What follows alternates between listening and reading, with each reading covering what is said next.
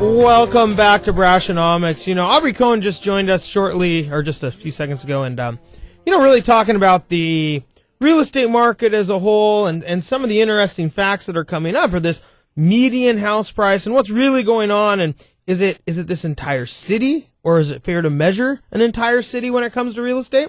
And, David Bell is back again. David, welcome back from RE/MAX, our resident RE/MAX Hall of Famer. I just love calling you that. Thanks, Ben. Great to be back. How was your vacation? It was good. It was very, very good. Yeah, it's a little tough to come back from 82 golf, beaches, and come to freezing rain and snowmageddon. So, well, we have sunshine. Blue skies out there right now.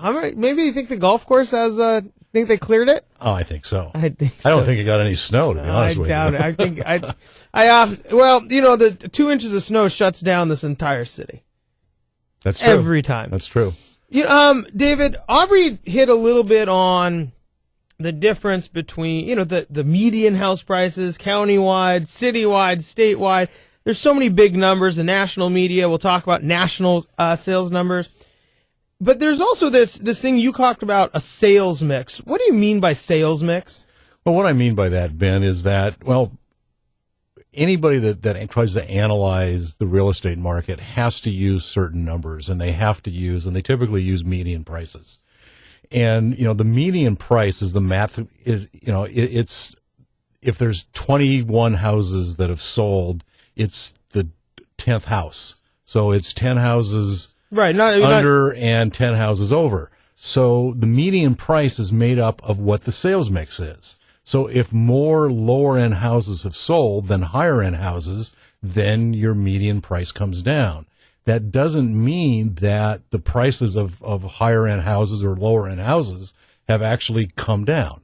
Does that make sense? Right. I mean, it's that middle house. I mean, it's really just that one middle house. Which is so different than your average, of course, because your average is going to take the average of all of them, but this does eliminate the $27 million house that maybe sells, bringing them all up. Exactly. But still, it can be very misleading to look at median prices, because if you look at, I have some numbers for Queen Anne and for Bryant. I took 2 neighborhoods in Seattle that are similar in the fact that they're very popular neighborhoods. People want to live in them.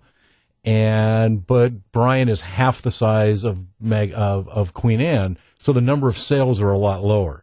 And if we look at Queen Anne, I need to read this here. If we look at Queen Anne for the first half of 2010, median price was $628,000. For the second half of 2010, it was $600,000.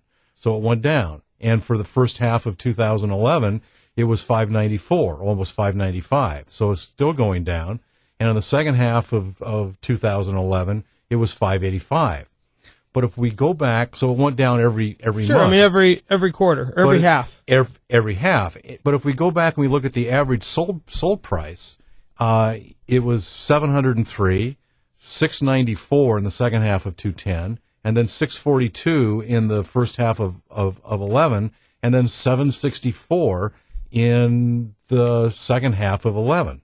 So I guess, the difference between your median and mean in individual markets is certainly going to be different than a bigger area. That's right. So if we look at Bryant had half the sales of Queen Anne.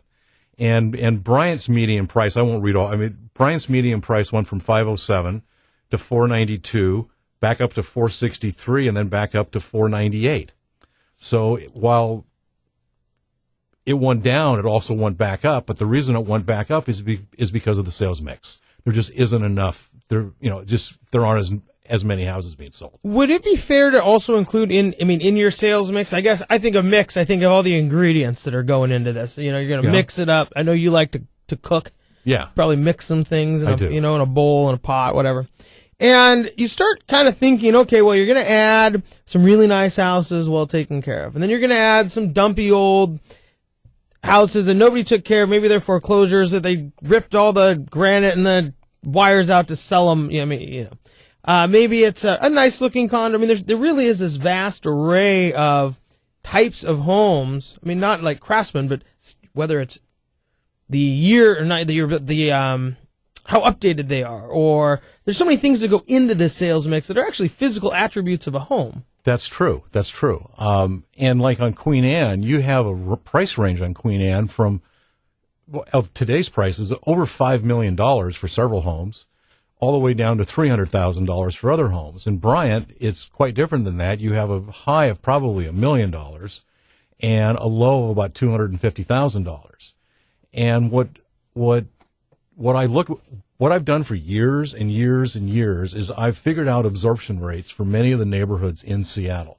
And absorption rate is what Aubrey was talking about, is basically the amount of inventory divided by the number of sales. And during the hot times, during 2003 to 2006, we had an absorption rate of over 1,000%. So we didn't have enough inventory. So what people were doing then, buyers were going out and they were just buying whatever they could buy because they had 45 minutes to make up their mind if they wanted to buy it or not.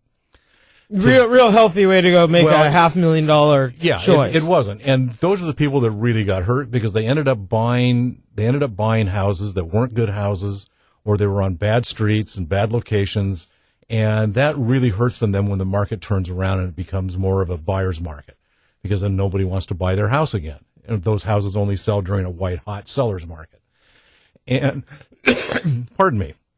But what we're seeing today is that we're basically seeing the same type of inventory. We're also seeing, I'm sorry, What do you mean by I was on absorption rates. Today, the absorption rate is about 500 to 600%. So it's really good. Is that annually? I mean, you said annually. And 2 years ago or 3 years ago in 2008 and 2009, the absorption rate was about 200. I mean, there was nothing selling. And now we have a healthy amount of inventory again. But what's interesting today, as it was back in 06, 05, 04, is for every 10 houses that are on the market, there's probably one or maybe two that are really good houses to buy. And those houses are selling really, really quickly today. I know some people who have worked with you, and that seems to be something that you really try to stress. You don't want to let somebody buy a house because they think it's the right house. You want them to kind of, I wouldn't say turn over the reins, but at a minimum, entrust in your opinion that, hey, look, the guts aren't here, or this isn't the right neighborhood, or, I mean, it's kind of how you've built a lot of what you do. Well, it's really important too, I think, because if you let a client just go out and buy anything, they're probably not going to be happy about it. And then who are they going to blame? They're going to blame me. And what was your fault? It was my fault. Right. And I had a client, and I love her to death, and they were in a $200,000 range, and they were way up in North Seattle, and we found a house literally on I-5. The backyard was on I-5, and you couldn't have a conversation like this if a window was open in the house. It was so loud. But the house was huge because nobody wanted to buy it. Sure. She wanted to buy it because the house was huge, and I wouldn't let her buy it. I said, if you want to buy this house, you're going to have to find a different agent. And she started crying. And I said, well, there's no crying in real estate.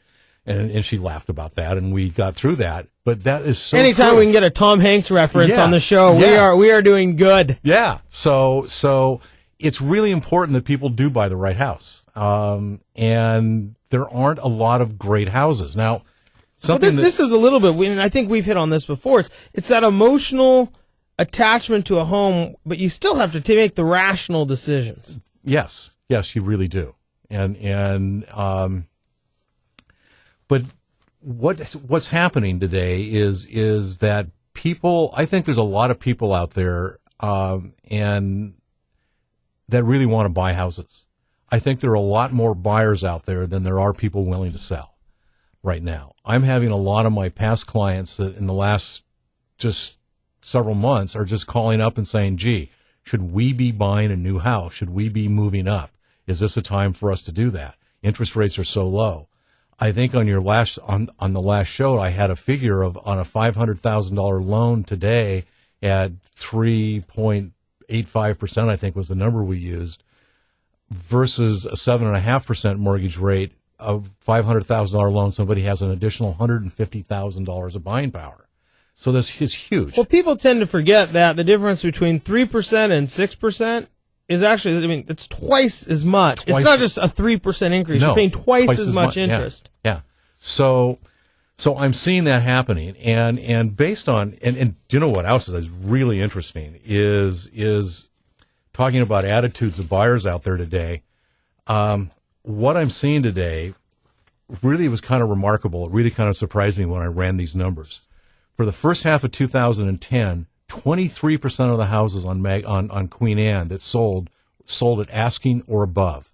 In Bryant, 54%. So over half of the houses in Bryant sold for asking or above. That was kind of an anomaly. But in the second half of 2010 on Queen Anne, it was 25%.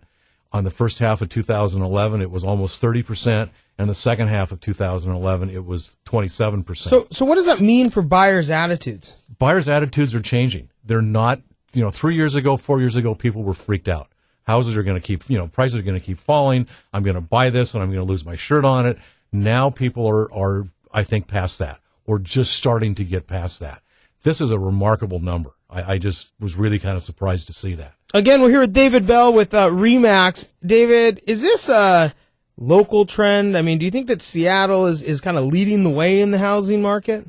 I think Seattle is one of the leading cities in the country because our economy here has not been affected like a Detroit or a Miami or a Las Vegas or Phoenix or any of these other places, even L.A. San Francisco continues to be strong. We've always been 4 or 5 years behind San Francisco in terms of appreciation, and it seems to be holding up. The one thing that I think is important, though, is that the housing market nationally is going to be the main driving force behind an economic recovery.